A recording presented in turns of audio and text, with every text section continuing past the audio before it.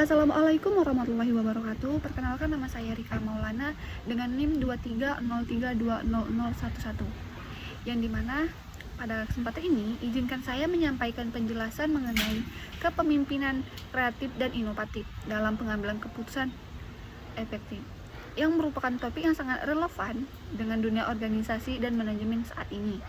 Nah, kepemimpinan kreatif dan inovatif adalah gaya kepemimpinan yang tidak hanya fokus pada menjalankan rutinitas, tapi juga mendorong perubahan ide-ide baru dan solusi out of the box.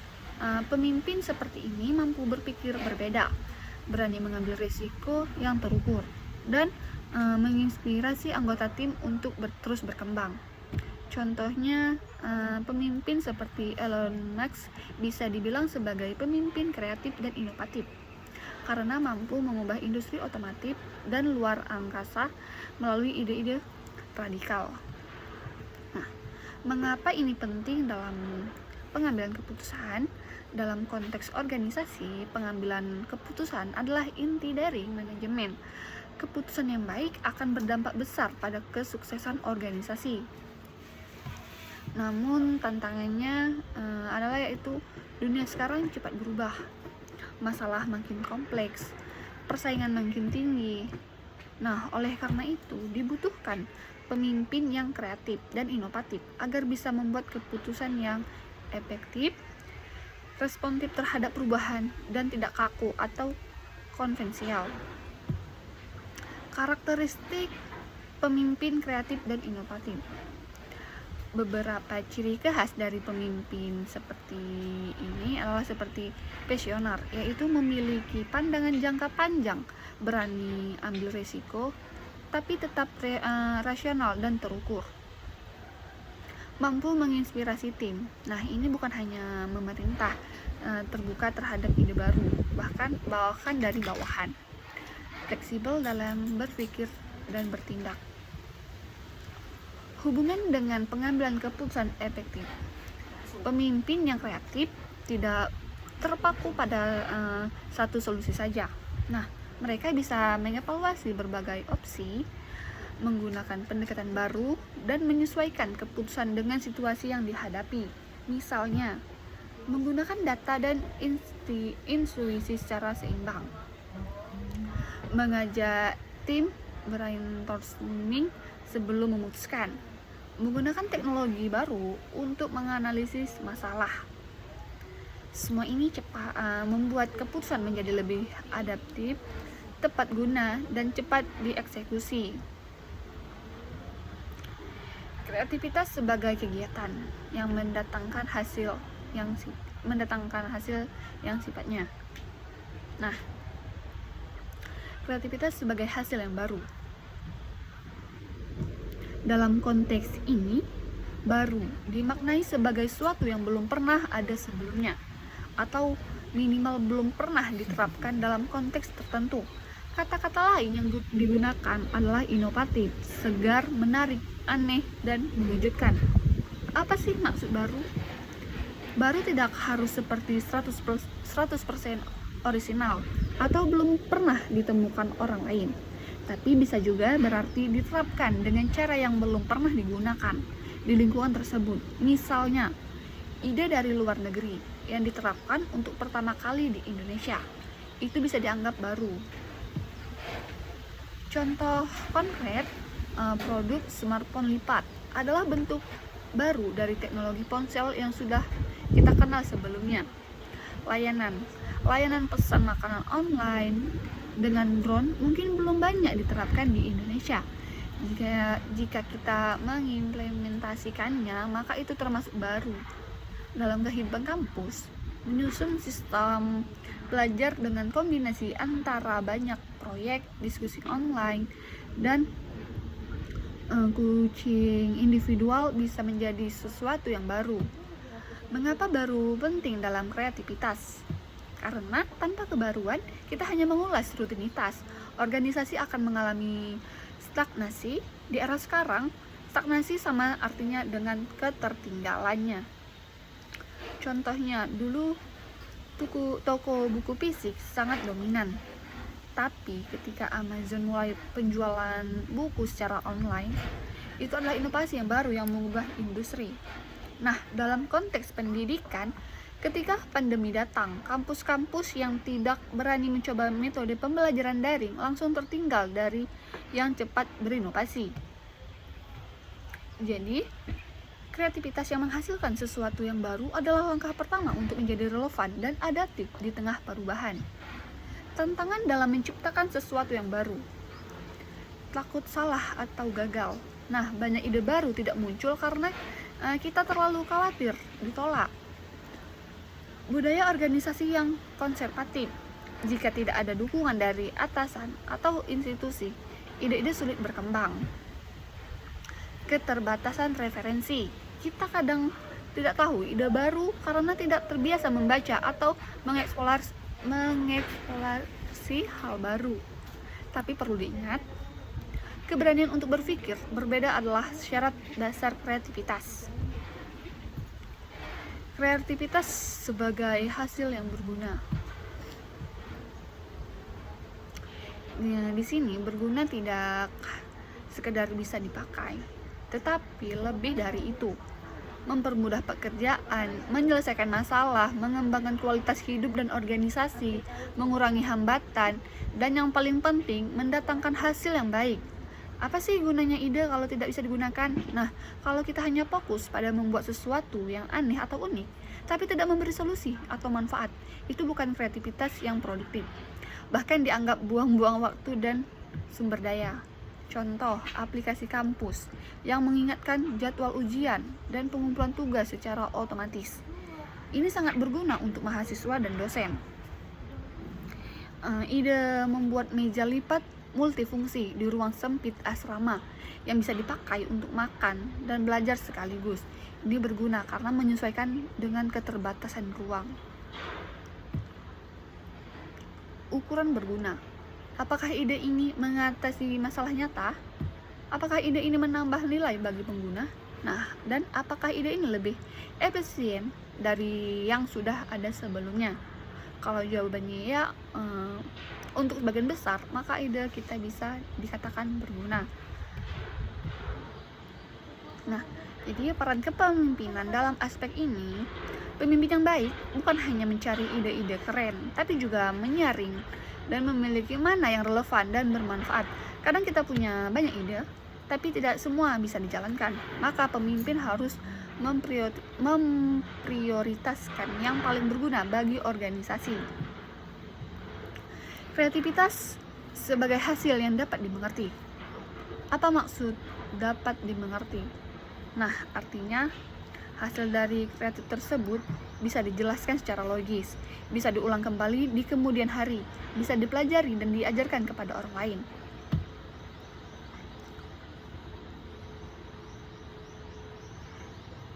Jika suatu ide atau hasil tidak dapat dimengerti, maka ia terlihat seperti kebetulan, tidak bisa direplikasi, dan akhirnya tidak bisa dijadikan acuan untuk pembangunan selanjutnya. Mengapa ini penting?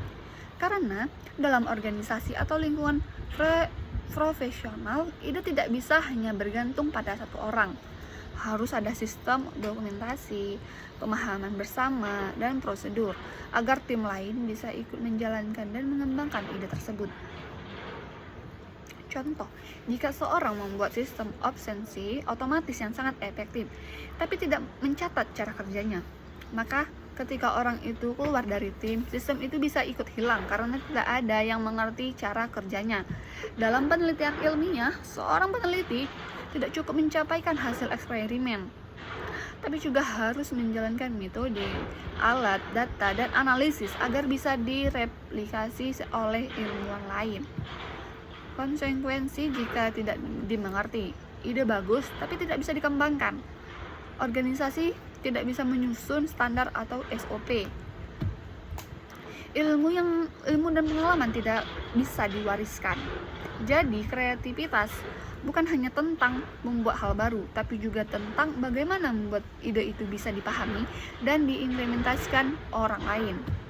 Jika kita rangkum dari ketiga poin tadi, maka kreativitas yang benar-benar berdampak adalah kreativitas yang baru karena memberikan pembaruan atau terobosan. Berguna karena bisa menyelesaikan masalah nyata. Dapat dimengerti karena bisa dijelaskan, dipelajari, dan dikembangkan lebih lanjut.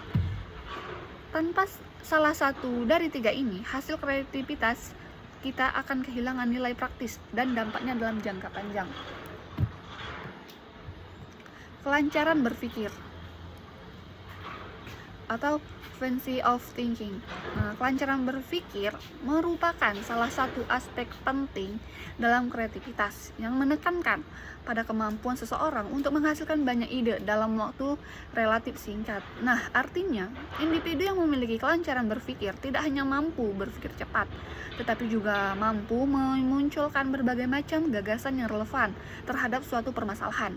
Nah, dalam konteks ini, kelancaran berpikir bukan hanya sekedar menghasilkan ide sebanyak-banyaknya, melainkan juga menekankan pada kualitas ide yang dihasilkan. Misalnya, ketika seseorang diberikan suatu masalah, individu yang memiliki kelancaran berpikir akan mampu memberikan banyak alternatif solusi tanpa memerlukan waktu lama untuk memunculkannya. Proses ini terjadi karena individu tersebut memiliki keterbiasaan berpikir terbuka dan tidak menghambat oleh rasa takut, salah, atau ragu. Yang kedua, keluasan berpikir atau flexibility. Kelancaran berbicara merupakan salah satu aspek penting dalam kreativitas yang menunjukkan kemampuan seseorang untuk menghasilkan berbagai macam ide dalam waktu yang relatif cepat. Keluasan berpikir menekankan pada banyaknya ide yang muncul, bukan hanya satu atau dua ide saja, melainkan berbagai kemungkinan pemikiran yang relevan dengan permasalahan yang sedang dihadapi. Seorang individu yang memiliki kelancaran berpikir tinggi biasanya tidak cepat puas dengan satu jawaban, melainkan akan terus menggali ide-ide baru yang mungkin lebih efektif dan lebih menarik. Kemampuan ini mencerminkan proses berpikir divergen, di mana seorang mampu melepaskan diri dari pola berproses konvensional dan mencoba mengembangkan gagasan-gagasan baru yang kreatif. Dalam konteks pendidikan misalnya, mahasiswa yang memiliki kelancaran berpikir akan mampu memberikan banyak jawaban terhadap suatu persoalan, tidak hanya mengandalkan hafalan, tapi juga menggunakan penalaran, pengalaman, dan intuisi dalam menghasilkan solusi. Selain itu, keluasan berpikir juga menghubungkan dengan kecepatan dan keluasan dalam mengungkapkan gagasan. Misalnya, ketika seseorang diminta untuk menyebutkan cara menghemat energi, orang dengan kelancaran berpikir tinggi mungkin dapat menyebutkan puluhan cara dalam waktu singkat, seperti mematikan lampu yang tidak digunakan, menggunakan energi alternatif, mendaur ulang barang, atau menggunakan peralatan hemat listrik. Hal ini menunjukkan bahwa pikirannya aktif, terbuka terhadap berbagai kemungkinan, dan tidak mudah terjebak dalam satu pola tertentu. Dalam dunia kerja maupun akademik, kemampuan ini sangat dibutuhkan karena dapat membantu dalam proses pengambilan keputusan, perencanaan, dan serta pemecahan masalah secara kreatif. Kelancaran berpikir juga membantu individu dalam mengembangkan ide-ide inovatif yang dapat memberikan nilai tambah bagi diri sendiri maupun lingkungan. Kemudian, keluasan berpikir atau flexibility of thinking merupakan kemampuan untuk melihat suatu masalah dari berbagai sudut pandang yang berbeda. Jika kelancaran berpikir menekankan banyaknya ide, maka keluasan berpikir menekankan pada keberagaman ide tersebut. Artinya, seseorang tidak hanya menghasilkan banyak ide, tetapi juga ide yang bervariasi dan tidak monoton. Orang yang luas dalam berpikir dapat dengan mudah beralih dari satu cara berpikir ke cara berpikir lain.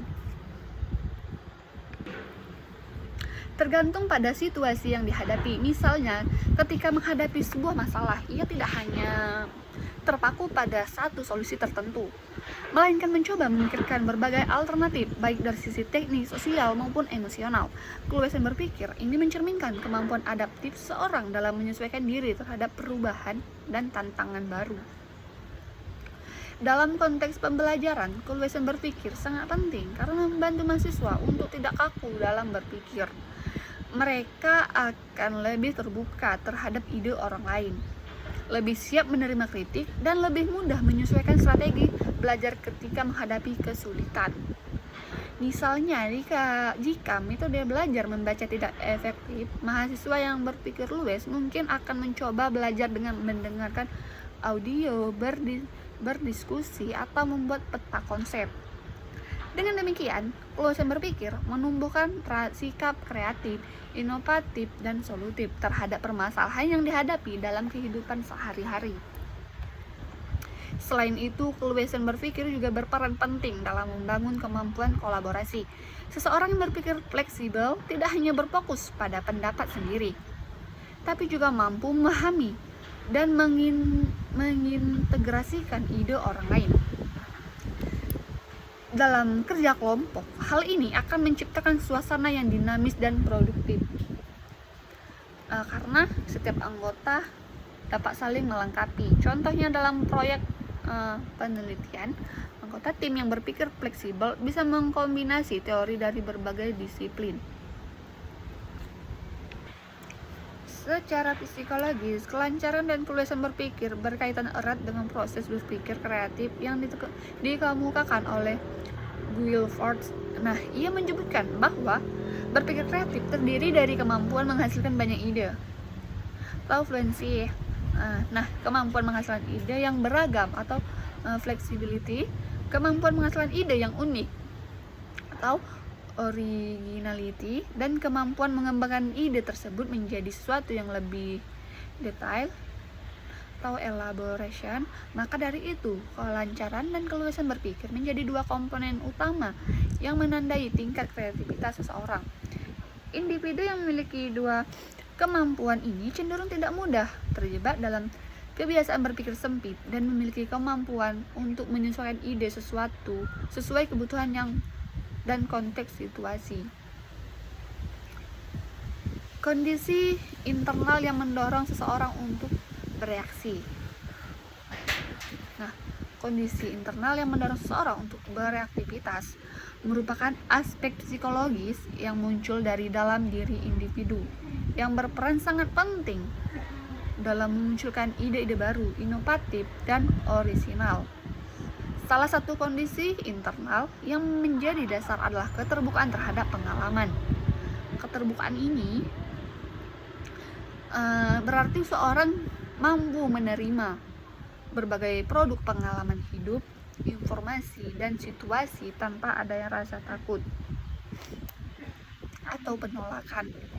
Individu yang memiliki keterbukaan terhadap pengalaman biasanya memiliki rasa ingin tahu yang tinggi, bersedia mencoba hal-hal baru, serta mampu menerima perbedaan pandangan dan ide-ide dari orang lain. Keterbukaan ini juga membuat seseorang lebih fleksibel dalam berpikir, tidak mudah menolak ide-ide baru karena berbeda dari kebiasaan yang sudah ada. Misalnya, seseorang mahasiswa yang terbuka terhadap pengalaman akan berani mengikuti kegiatan baru, mencoba cara belajar yang berbeda, atau bahkan berani menyampaikan ide yang belum pernah dilakukan oleh teman-temannya. Selain keterbukaan terhadap pengalaman, kemampuan untuk menilai situasi secara internal atau disebut juga dengan internal locus of evaluation juga menjadi hal yang sangat penting. Individu dengan kemampuan ini cenderung menilai hasil kerja atau ide kreatifnya berdasarkan standar dan patokan dari dalam dirinya sendiri, bukan semata-mata dari penilaian orang lain. Nah, artinya ia memiliki keyakinan terhadap kemampuannya sendiri dalam menciptakan sesuatu yang bernilai tanpa terlalu bergantung pada kritik atau pujian dari luar. Nah, hal ini sangat berpengaruh terhadap kestabilan emosi dan kepercayaan diri seseorang ketika bereaksi karena ia tidak mudah goyah hanya karena penilaian orang lain. Misalnya, seorang mahasiswa yang memiliki internal locus of evaluation akan tetap yakin terhadap ide bagus. Akhirnya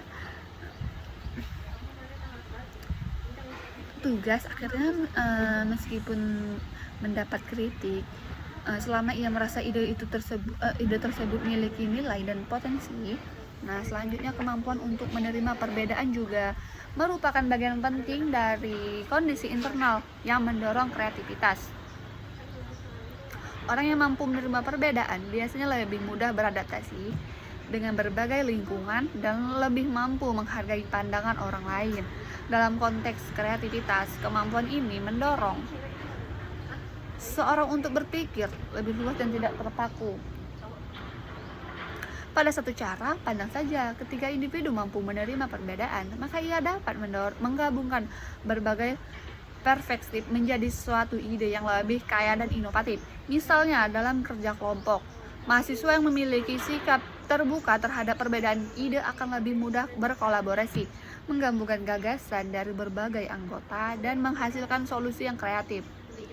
Selain itu, keberanian untuk bereksperimen juga termasuk kondisi internal yang sangat penting. Kemampuan ini berkaitan dengan kesediaan seseorang untuk mencoba hal-hal baru meskipun ada risiko gagal. Individu yang memiliki dorongan untuk bereksperimen tidak takut menghadapi ketidakpastian karena ia menganggap kegagalan sebagai bagian dari proses belajar. Dalam konteks perkuliahan, mahasiswa yang memiliki keberanian untuk bereksperimen biasanya lebih aktif mencoba berbagai pendekatan dalam mengerjakan tugas, mencari metode baru dalam penelitian, atau mencoba solusi yang belum umum digunakan. Sikap ini menjadikannya lebih inovatif dan tidak cepat puas dengan hasil yang biasa-biasa saja. Kemudian, kemampuan untuk menerima kritik dan masukan dari orang lain juga menjadi salah satu penentu penting dalam proses bereaksi. Individu yang kreatif tidak menutup diri terhadap penilaian orang lain, justru menjadikannya sebagai bahan refleksi untuk memperbaiki ide dan hasil karyanya. Menerima kritik tidak berarti harus selalu mengikuti semua saran, tapi mampu menimbang mana yang bermanfaat untuk mengembangkan dirinya. Mahasiswa yang terbuka terhadap kritik biasanya memiliki perkembangan yang lebih cepat karena ia belajar dari perfeksi dan mampu memperbaiki kesalahan dengan lebih efektif. Pemimpin inovatif. Pemimpin inovatif adalah sosok yang mampu menjawab berbagai tantangan perubahan dengan cara berpikir kreatif, terbuka, dan visioner. Dalam dunia yang terus berkembang pesat, baik dalam bidang teknologi, ekonomi, maupun sosial, seseorang pemimpin tidak bisa hanya berpegang pada cara lama atau sistem yang sudah ada. Inovasi menjadi kebutuhan mutlak agar sebuah organisasi atau institusi dapat bertahan dan bahkan unggul dalam menghadapi perubahan zaman. Seorang pemimpin inovatif memahami bahwa perubahan bukanlah ancaman,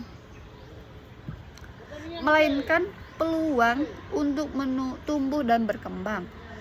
Karena itu, mereka selalu berusaha membaca tanda-tanda perubahan dan mempersiapkan langkah-langkah strategis agar organisasinya dapat beradaptasi dengan baik terhadap situasi baru yang muncul. Pemimpin inovatif juga memiliki kemampuan. Inovasi menjadi kebutuhan mutlak agar sebuah organisasi atau institusi dapat bertahan dan bukan karena itu mereka selalu berusaha. Pemimpin inovatif juga memiliki kemampuan dalam menganalisis konteks dan situasi di lingkungannya. Dia tidak membuat keputusan secara terburu-buru tanpa memahami kondisi nyata yang dihadapi. Pemimpin semacam ini akan melihat berbagai faktor, baik internal maupun eksternal, sebelum menetapkan arah inovasi yang akan dilakukan. Misalnya, dalam konteks institusi pendidikan, pemimpin yang inovatif akan memahami karakteristik peserta didik, kemampuan tenaga pendidik, fasilitas yang tersedia, serta perkembangan teknologi pendidikan sebelum menerapkan program baru. Dengan demikian, inovasi yang dilakukan menjadi tepat sasaran dan realistis untuk dilaksanakan. Selain memahami konteks, pemimpin inovatif juga memiliki kemampuan dalam mengendali ide dan gagasan baru. Ia tidak puas dengan hasil yang biasa-biasa saja, melainkan terus mencari cara agar kinerjanya dan kerja timnya meningkat. Ide-ide baru tidak serta-merta muncul tanpa proses. Diperlukan kemampuan untuk belajar secara mendalam dan terbuka terhadap berbagai sumber pengetahuan. Seorang pemimpin inovatif akan banyak membaca, berdiskusi, melakukan riset, serta mendengarkan masukan dari berbagai pihak. Semua itu dilakukan agar inovasi yang dihasilkan tidak hanya sekedar berbeda, tetapi juga memiliki manfaat nyata bagi organisasi. Dalam hal ini, pemimpin yang inovatif adalah sosok pembelajar sepanjang hayat yang selalu ingin tahu dan tidak takut untuk mencoba hal-hal baru. Kecerdasan melihat masa depan atau visi juga menjadi ciri penting dari seorang pemimpin inovatif yang mampu membayangkan arah perkembangan organisasi dalam jangka panjang dan merancang langkah-langkah konkret untuk mencapainya. Pemimpin yang memiliki visi yang kuat tidak hanya fokus pada hasil saat ini.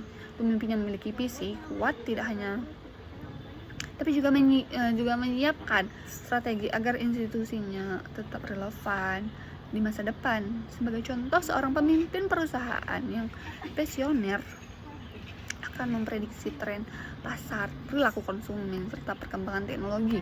Nah, untuk menciptakan produk dan layanan yang sesuai dengan kebutuhan masyarakat di masa depan. Dengan cara ini, organisasi tidak hanya mengikuti perubahan tren, tetapi juga menjadi pelapor perubahan itu sendiri. Dalam prosesnya, inovasi tidak akan berjalan mulus tanpa hambatan. Pemimpin inovatif harus siap menghadapi risiko, kegagalan, dan bahkan kritik dari orang lain. Namun mereka menyadari bahwa kegagalan adalah bagian dari proses pembelajaran. Justru dari kegagalan itulah muncul perbaikan dan ide yang lebih matang. Pemimpin inovatif tidak akan menyerah hanya karena satu kali kegagalan, melainkan menjadikannya sebagai batu loncatan untuk mencapai hasil yang lebih baik. Ia juga mampu menciptakan suasana kerja yang mendukung kreativitas dan keterbukaan, di mana setiap anggota tim merasa aman untuk mengemukakan ide tanpa takut disalahkan. Lingkungan seperti ini akan mendorong lahirnya inovasi-inovasi baru yang bermanfaat bagi organisasi. Selain itu, pemimpin inovatif memiliki komunikasi yang baik yang mampu menyampaikan ide dan visinya dengan jelas, sehingga seluruh anggota organisasi memahami arah yang ingin dicapai. Komunikasi yang efektif akan membangun rasa percaya dan semangat kebersamaan di antara anggota tim. Pemimpin yang inovatif juga tidak bersikap otoriter. Ia mendengarkan masukan dari bawahannya dan menghargai setiap pendapat yang disampaikan. Dengan cara ini, keputusan yang diambil menjadi hasil kolaborasi bersama, bukan hanya kehendak pribadi pemimpin. Hal ini menunjukkan bahwa inovasi bukan hasil kerja satu orang, tetapi hasil kerja tim yang solid di bawah arahan pemimpin yang menginspirasi. Beberapa cara menjadi pemimpin yang inovatif.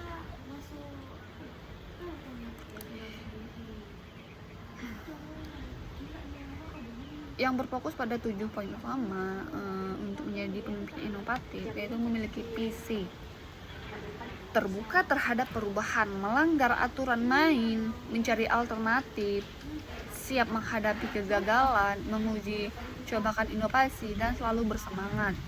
Ketujuh hal ini menjadi landasan penting bagi seorang pemimpin agar mampu membawa organisasinya ke arah kemajuan yang lebih kreatif dan relevan dengan perkembangan zaman. Pertama, memiliki visi merupakan syarat mutlak bagi seorang pemimpin inovatif. Visi adalah arah dan gambaran masa depan yang ingin dicapai. serta menjadi pedoman bagi seluruh anggota tim dalam bekerja. Pemimpin yang memiliki visi yang jelas akan mampu menuntun bawahannya untuk bekerja dengan tujuan yang sama. Dalam konteks ini, visi bukan hanya sekedar kata-kata, melainkan harus dikomunikasikan dengan jelas kepada seluruh anggota tim. Pemimpin yang inovatif tidak hanya menyampaikan visi, tetapi juga mampu menumbuhkan semangat dan rasa tanggung jawab agar setiap anggota merasa memiliki peran dalam mewujudkan visi tersebut. Nah, selain itu, pemimpin yang pasionir biasanya mampu mengantisipasi perubahan yang mungkin terjadi di masa depan dan menyiapkan strategi untuk menghadapinya. Kedua, terbuka terhadap perubahan. Pemimpin inovatif harus memiliki kemampuan untuk beradaptasi dan tidak takut terhadap hal-hal baru. Dunia saat ini terus berubah dengan sangat cepat, terutama dalam bidang teknologi dan informasi. Jika pemimpin bersikap tertutup terhadap perubahan, maka organisasi akan tertinggal. Pemimpin yang terbuka terhadap perubahan selalu memiliki cara pandang positif, memandang perubahan sebagai peluang, bukan ancaman. Selain itu, sikap terbuka juga mendorong pemimpin untuk mendengarkan ide dan memasukkan dari orang lain, termasuk bawahan.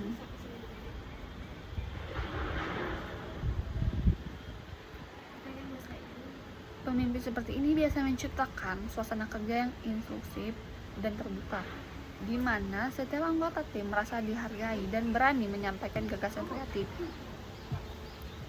Ketika berani melanggar aturan main, bukan berarti melakukan pelanggaran yang merugikan, tetapi lebih kepada keberanian untuk keluar dari zona nyaman dan berpikir di luar kebiasaan. Pemimpin inovatif tidak terpaku pada aturan lama yang mungkin sudah tidak lagi relevan. Ia berani melakukan improvisasi dan mencoba pendekatan baru untuk memecahkan masalah. Sikap seperti ini sangat penting dalam mendorong kreativitas di lingkungan kerja. Banyak terobosan besar justru lahir dari mereka yang berani menantang cara-cara lama. Oleh karena itu, pemimpin yang inovatif perlu menanamkan pola pikir fleksibel agar tidak mudah puas dengan cara-cara konvensional, tapi selalu mencari pendekatan yang lebih efektif dan efisien. Keempat, mencari alternatif adalah kemampuan untuk tidak hanya terpaku pada satu cara dalam menyelesaikan masalah. Pemimpin yang inovatif selalu memikirkan berbagai kemungkinan solusi. Ia mengajak timnya untuk berpikir kritis dan mempertimbangkan pilihan lain yang mungkin lebih baik. Dalam dunia yang dinamis, kemampuan mencari alternatif sangat penting karena tidak semua rencana akan berjalan sesuai harapan. Pemimpin yang mampu melihat berbagai alternatif akan lebih siap menghadapi situasi yang tidak terduga. Selain itu, hal ini juga mendorong tim untuk menjadi lebih kreatif dan proaktif dalam mencari solusi. Kelima, siap menghadapi kegagalan merupakan bagian penting dari proses inovasi. Dalam setiap usaha menciptakan hal baru, resiko kegagalan selalu ada. Pemimpin yang inovatif tidak takut gagal, tetapi menjadikan kegagalan sebagai pembelajaran berharga untuk memperbaiki langkah berikutnya. Nah, sikap ini juga akan menular kepada bawahannya, sehingga mereka tidak takut mencoba ide-ide baru. Dengan menanamkan pandangan bawahan, kegagalan adalah bagian dari proses menuju kesuksesan. Pemimpin dapat menciptakan budaya kerja yang positif dan tidak mudah menyerah. Dalam konteks organisasi modern, kegagalan seringkali justru menjadi batu loncatan menuju inovasi yang lebih besar. Karena dari kegagalan itulah muncul pengalaman dan pengetahuan baru. Keenam, uji cobakan inovasi Anda. Nah, pemimpin yang inovatif tidak hanya berhenti pada ide, tetapi juga berani menerapkan dalam praktik. Ide tanpa tindakan tidak akan menghasilkan perubahan. Oleh karena itu, penting bagi pemimpin untuk melakukan uji coba terhadap inovasi yang akan dibuat. Uji coba ini dapat membantu melihat bagaimana reaksi tim, pelanggan, atau masyarakat terhadap inovasi tersebut. Jika ada kekurangan, pemimpin dapat memperbaikinya sebelum diterapkan secara luas. Proses ini juga menunjukkan bahwa inovasi bukanlah sesuatu yang statis, tapi harus dikembangkan agar semakin baik dan sesuai dengan kebutuhan. Ketujuh, selalu bersemangat. Semangat adalah energi utama bagi seorang pemimpin dalam menjalankan perannya. Pemimpin yang bersemangat mampu mengeluarkan energi positif kepada bawahannya dalam kondisi apapun, baik saat menghadapi keberhasilan maupun kegagalan. Pemimpin inovatif tidak menunjukkan optimisme. Sikap ini penting karena tim akan mencontoh bagaimana pemimpinnya bersikap terhadap tantangan. Semangat yang konsisten dapat menjaga motivasi kerja tim dan menciptakan suasana kerja yang menyenangkan. Secara keseluruhan, 7 poin tersebut menunjukkan bahwa menjadi seorang pemimpin inovatif tidak hanya tentang memiliki ide kreatif, tetapi juga tentang cara berpikir dan sikap terbuka, berani, serta pantang menyerah. Seorang pemimpin inovatif harus mampu memadukan visi yang kuat, kemampuan beradaptasi, keberanian mengambil risiko, dan kemampuan membangun semangat tim. Dengan begitu, pemimpin tidak hanya menjadi pengarah, tapi juga inspirator yang mampu menumbuhkan budaya inovasi dalam organisasi. Ciri-ciri inovatif dalam era modern yang penuh dengan perubahan cepat dan kompleksitas, peran pemimpin inovatif menjadi sangat penting, sangat krusial dalam menentukan arah dan kesuksesan suatu organisasi. Seorang pemimpin inovatif tidak hanya sekedar mengelola, tapi juga menciptakan hal-hal baru yang mampu membawa perubahan positif. Terdapat 6 ciri utama pemimpin inovatif yang sangat relevan untuk dibahas lebih lanjut. Yang pertama itu yaitu pemimpin inovatif adalah memiliki passion atau gairah yang kuat terhadap apa yang dikerjakan. Passion ini menjadikan seorang pemimpin memiliki dorongan internal yang sangat kuat dan terus maju. Bahkan ketika menghadapi berbagai tantangan, seorang pemimpin yang memiliki passion akan fokus pada hal-hal yang ingin diubah dan mencari strategi yang cepat untuk melewati setiap hambatan. Mereka tetap semangat dalam kondisi apapun, baik dan mampu menularkan energi positif kepada timnya. Passion ini menjadi bahan bakar utama dalam mencapai mimpi dan mendorong inovasi secara berkelanjutan. Yang kedua, memiliki visi dan tujuan inovasi. Pemimpin inovatif tidak hanya memikirkan hal-hal jangka pendek, tapi memiliki visi jangka panjang yang jelas serta tujuan inovasi yang terukur. Mereka memahami bahwa inovasi tidak akan mungkin terjadi jika tahu ke arah mana organisasi harus dibawa. Oleh karena itu, pemimpin yang besar akan meluangkan waktu untuk merumuskan visi yang inspiratif dan mampu menghadirkan solusi atas tantangan yang ada. Visi tersebut menjadi peta jalan bagi seluruh anggota tim agar tetap berada dalam jalur inovasi yang benar. Ketiga, memandang perubahan sebagai tantangan. Pemimpin inovatif cenderung memiliki cara pandang yang berbeda terhadap perubahan. Alih-alih menganggap perubahan sebagai ancaman, mereka melihatnya sebagai peluang untuk berkembang dan memperbesar skala organisasi. Peluang untuk berkembang dan memperbesar skala organisasi. Mereka tidak takut mengambil risiko dan keluar dari zona nyaman. Keberanian untuk mencoba hal baru dan melihat setiap tantangan sebagai kesempatan. Emas menunjukkan bahwa mereka memiliki jiwa pimpinan yang kuat dan adaptif terhadap dinamika lingkungan.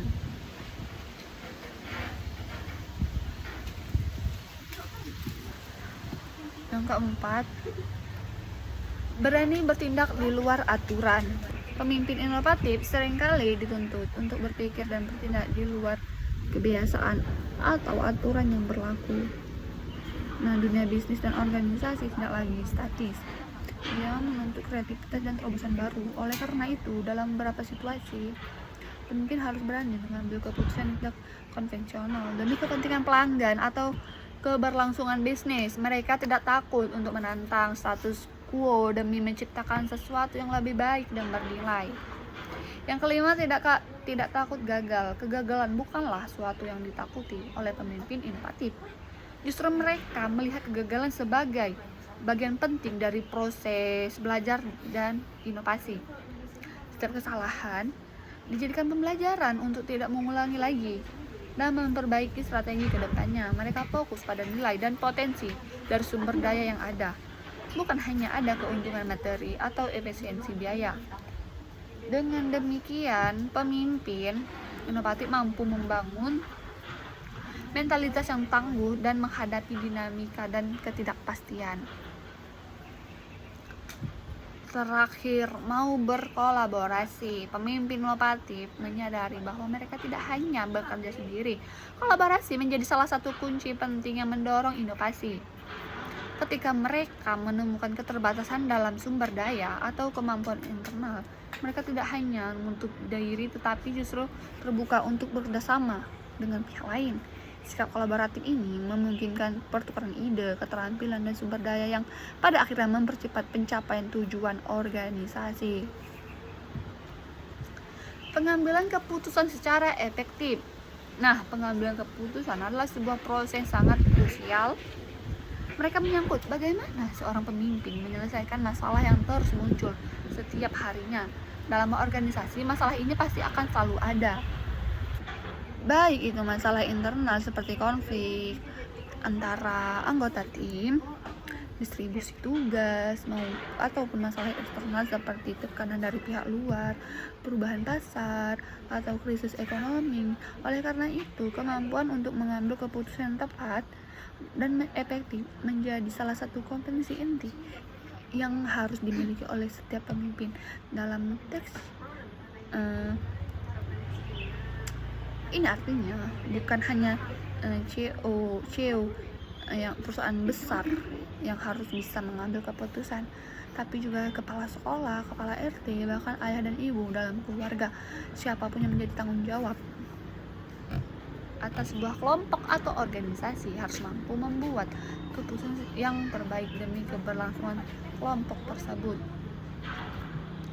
Selanjutnya, keputusan sangat dibutuhkan di berbagai lembaga, mulai dari perusahaan, instansi pemerintah, militer, sampai ke dalam lingkup yang lebih kecil seperti keluarga.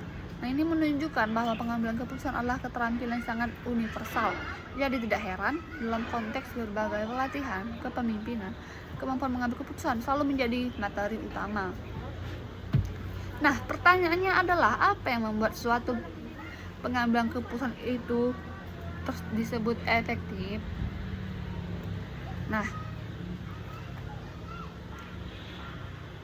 bahwa efektivitas keputusan itu tergantung pada berapa cepat dan tepat seorang pemimpin bisa mengambil keputusan. Kalau pemimpin mampu mengambil keputusan yang cepat, namun juga tepat sasaran, maka ia bisa dinilai berhasil. Tapi kalau ia lambat, ragu-ragu, atau sering salah langkah, maka ia disimpulkan bahwa pemimpin tersebut belum berhasil menjalankan perannya dengan baik. Sebagai contoh, bayangkan seorang manajer proyek yang harus memilih antara dua vendor untuk pengadaan alat. Ia harus cepat mengambil keputusan proyek karena proyek dibatasi waktu. Tapi di sisi lain ia juga harus tepat memilih karena kalau salah vendor bisa berakibat fatal. Nah, inilah tantangannya. Keputusan tidak boleh asal cepat, tapi juga harus berdasarkan analisis data dan pertimbangan matang.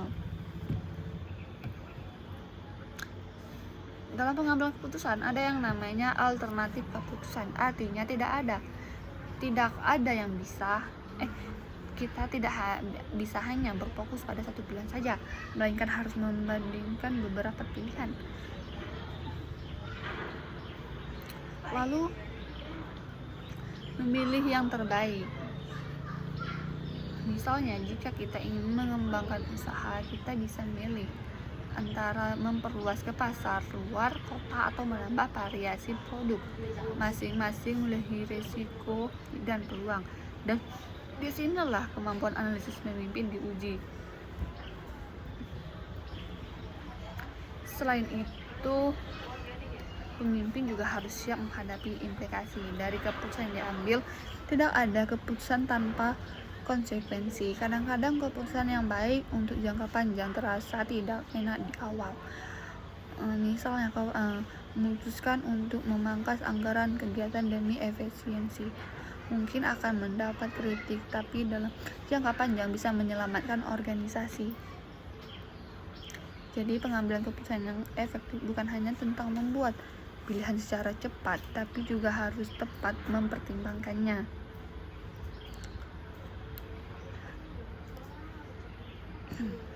Pemimpin harus bisa melihat situasi secara objektif, mengumpulkan informasi yang cukup, mempertimbangkan risiko, dan berani menanggung akibat dari keputusan tersebut.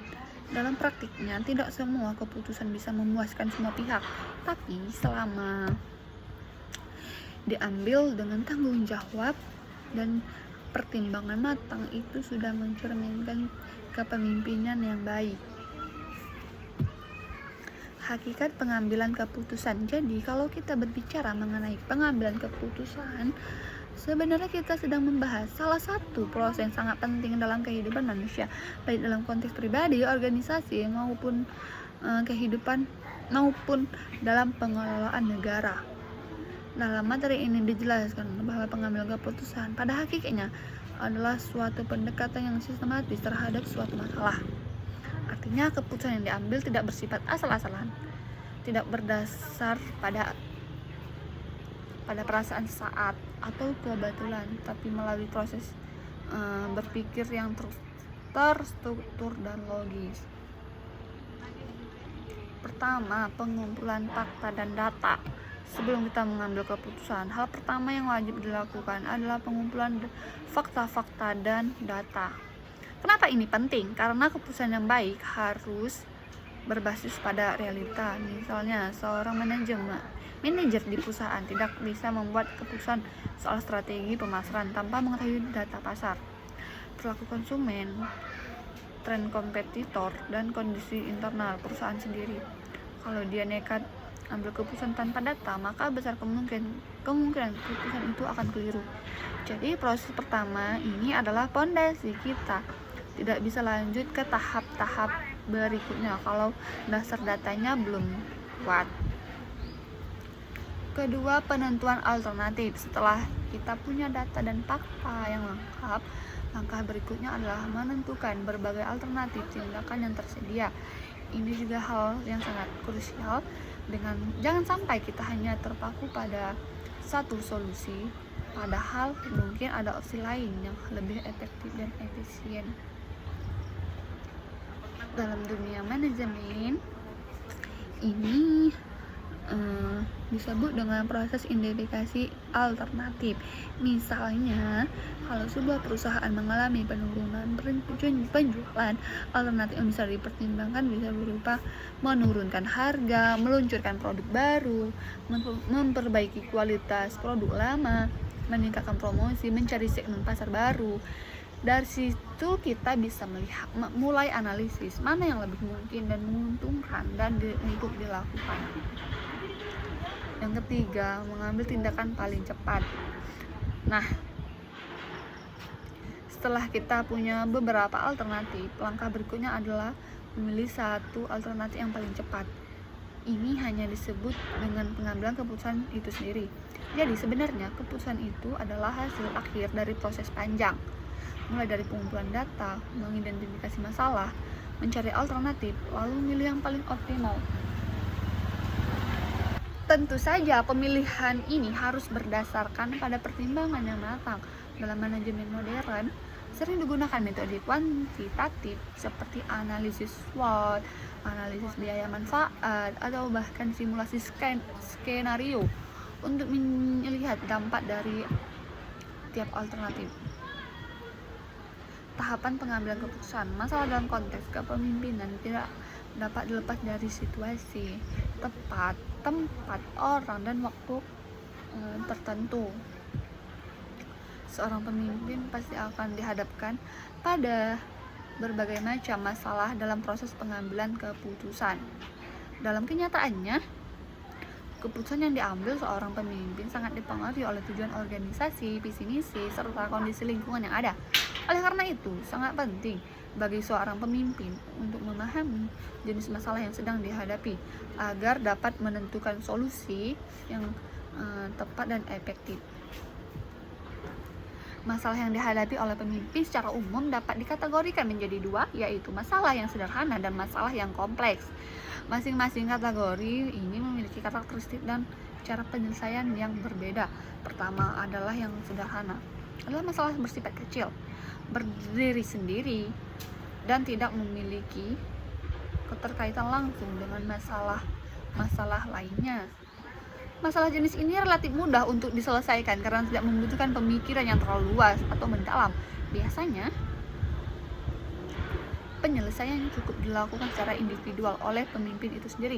Dalam hal ini, keputusan dapat diambil berdasarkan pengalaman pribadi, informasi yang sederhana, serta wewenang yang memang melekat pada jabatan pemimpin tersebut. Misalnya, ketika seorang manajer harus memutuskan penggantian tinta printer kantor, keputusan tersebut tidak perlu melalui proses konsultasi panjang karena tidak berdampak besar terhadap operasional organisasi. Namun demikian, penting untuk dicatat bahwa meskipun disebut sederhana, bukan berarti masalah tersebut tidak penting.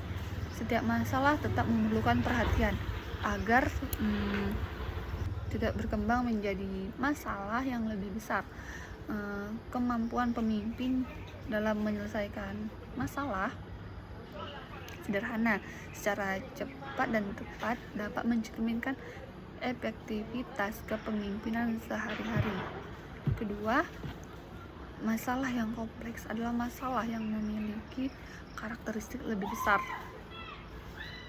tidak berdiri sendiri, dan berkaitan erat dengan masalah-masalah lainnya. Masalah kompleks seringkali memiliki dampak yang luas terhadap berbagai aspek dalam organisasi dan bahkan bisa melibatkan banyak pihak. Nah, oleh karena itu, penyelesaiannya tidak bisa dilakukan secara individu, melainkan harus melibatkan kolaborasi antara pemimpin dan staf atau tim terkait. Dalam kasus ini, pengambilan keputusan memerlukan analisis yang lebih mendalam, mempertimbangkan terhadap berbagai sudut pandang serta komunikasi yang efektif antar bagian. Masalah kompleks juga biasanya memerlukan waktu yang lebih lama dalam penyelesaiannya karena setiap keputusan yang diambil bisa berdampak sistemik. Contohnya adalah ketika perusahaan harus memutuskan untuk melakukan restrukturisasi organisasi akibat krisis keuangan. Keputusan tersebut tidak hanya menyangkut efisiensi operasional, tapi juga berdampak pada karyawan, struktur manajemen, budaya organisasi, bahkan hubungan dengan mitra bisnis dan pelanggan. Dengan memahami perbedaan antara masalah sederhana dan masalah kompleks, pemimpin dapat menentukan metode pengambilan keputusan yang sesuai. Untuk masalah sederhana, pendekatan cepat dan langsung bisa lebih efektif, sedangkan untuk masalah kompleks diperlukan pendekatan sistematis, keterlibatan tim, serta analisis data yang menyeluruh. Berdasarkan faktor penyebabnya, masalah yang dihadapi dapat berupa masalah yang jelas penyebabnya dan masalah yang tidak jelas penyebabnya. Masalah yang jelas penyebabnya, faktor penyebabnya jelas, bersifat rutin dan biasanya timbul berulang-ulang, sehingga pemecahannya dapat dilakukan dengan proses pengambilan keputusan yang berjalan rutin dan dibakukan. Proses pengambilan keputusannya pada dasarnya telah ditentukan langkah-langkah tertentu, relatif mudah untuk memperhitungkan hasil serta akibat-akibatnya. Yang kedua, masalah yang jelas tidak jelas penyebabnya. Nah, yaitu masalah yang timbul sebagai kasus yang menyimpang dari masalah organisasi yang bersifat umum. Faktor penyebabnya tidak jelas. Teknik pengambilan keputusannya disebut Frog-Reimers decision making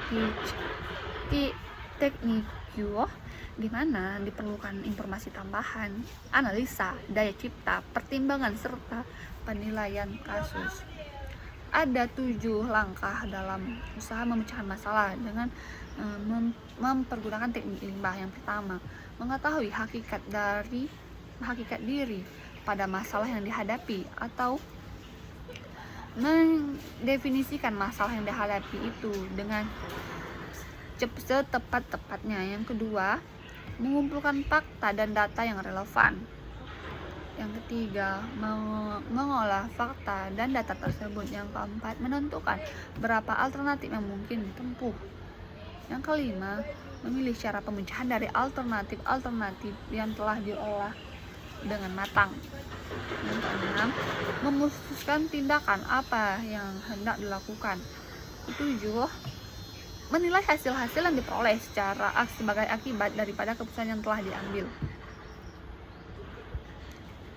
Dasar pendekatan dari pengambilan keputusan yaitu intuisi, yaitu pengambilan keputusan didasarkan atas intuisi atau perasaan, memiliki sikap subjektif, mudah terkena pengaruh. Pengambilan keputusan berdasarkan intuisi ini mengandung beberapa keuntungan dan kelemahan. Kedua, pengalaman. Pengambilan keputusan berdasarkan pengalaman memiliki manfaat bagi pengetahuan praktis, karena pengalaman seseorang dapat memperkirakan keadaan sesuatu, dapat diperhitungkan untung ruginya terhadap keputusan yang akan dihasilkan. Orang memiliki banyak pengalaman tentu akan lebih matang dalam proses keputusan. Akan tetapi, peristiwa yang mampu tidak sama dengan peristiwa yang terjadi kini. Ketiga, fakta. Pengambilan keputusan berdasarkan fakta dapat memberikan keputusan yang sehat, solid, dan baik. Dengan fakta, maka tingkat kepercayaan terhadap pengambilan keputusan dapat lebih tinggi, sehingga orang dapat menerima keputusan yang dibuat itu dengan rela dan lapang dada. Yang keempat, wewenang. Pengambilan keputusan berdasarkan wewenang biasa dilakukan oleh pimpinan terhadap bawahannya, atau orang yang lebih tinggi kedudukannya kepada orang yang lebih rendah kedudukannya. Pengambilan keputusan berdasarkan wewenang ini juga memiliki kelebihan dan kekurangan. Yang kelima, logika atau rasional. Pengambilan keputusan berdasarkan logika ialah suatu studi yang rasional terhadap semua unsur pada setiap sisi dalam proses pengambilan keputusan. Pada pengambilan keputusan yang berdasarkan rasional, keputusan yang dihasilkan objektif, logis, dan lebih transparan, konsisten untuk menyimpulkan hasil atau nilai dalam batas kendala tertentu, sehingga dapat dikatakan pendekatan kebenaran atau sesuai dengan apa yang diinginkan. Pada pengambilan keputusan secara logika, terdapat beberapa hal yang perlu diperhatikan, yaitu kejelasan masalah, orientasi, tujuan, yaitu kesangkutan pengertian tujuan yang dicapai, pengetahuan alternatif, yaitu seluruh alternatif, diketahui jenisnya dan konsekuensinya. Preferensi yang jelas, yaitu alternatif bisa dilahirkan sesuai kriteria. Hasil maksimal, yaitu pemilihan alternatif terbaik berdasarkan hasil dan ekonomis yang maksimal. Yang kelima, logika atau rasional. Logika atau rasional dalam pengambilan keputusan merupakan suatu pendekatan yang menekankan pada penggunaan akal sehat, analisis yang sistematis, serta penalaran yang objektif dalam menentukan suatu pilihan. Dalam konteks ini, pengambilan keputusan dilakukan dengan mempertimbangkan semua unsur dan sisi dari suatu masalah secara menyeluruh, agar hasil yang dicapai benar-benar sesuai dengan tujuan yang diharapkan. Pendekatan logika menurut seseorang dengan tujuan untuk berpikir secara rasional menggunakan data dan fakta yang ada, serta menyingkirkan unsur emosional, data dan fakta yang atau subjektivitas pribadi yang dapat mengaburkan penilaian dalam proses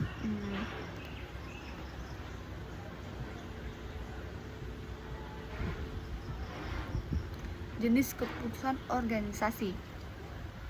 Pada dasarnya dibedakan menjadi dua, yaitu keputusan rutin dan keputusan tidak rutin. Keputusan rutin merupakan keputusan yang bersifat berulang dan sudah menjadi bagian dari kegiatan sehari-hari dalam organisasi. Artinya, keputusan ini biasanya telah memiliki prosedur atau pedoman yang jelas karena situasi sering terjadi dan dapat diprediksi. Contoh dari keputusan rutin, misalnya penjadwalan kerja karyawan, pembelian bahan baku secara berkala, atau proses administrasi seperti absensi dan pengajian. Karena sifatnya yang berulang, keputusan rutin biasanya tidak memerlukan analisis yang terlalu mendalam, cukup mengikuti aturan atau kebijakan yang sudah ada sebelumnya. Sementara itu, keputusan tidak rutin adalah keputusan yang diambil dalam situasi tertentu yang bersifat unik dan tidak memiliki secara berulang. Keputusan ini biasanya muncul karena adanya permasalahan baru, situasi darurat, dan perubahan kondisi lingkungan yang menuntut organisasi untuk menyesuaikan diri. Dalam pengambilan keputusan tidak rutin, manajer harus menggunakan analisis yang lebih mendalam, mempertimbangkan berbagai alternatif, serta memerlukan kreativitas dan intuisi. Contoh keputusan tidak rutin bisa berupa keputusan untuk melakukan restrukturisasi organisasi, mengambil langkah strategis saat krisis keuangan, atau merespon perubahan pasar yang signifikan. Keputusan seperti ini umumnya melibatkan risiko yang lebih besar karena belum ada pedoman pasti yang bisa diikuti. Nah, mungkin hanya ini yang dapat saya sampaikan. Lebih dan kurang saya akhiri dengan wabillahi taufik wal hidayah. Assalamualaikum warahmatullahi wabarakatuh.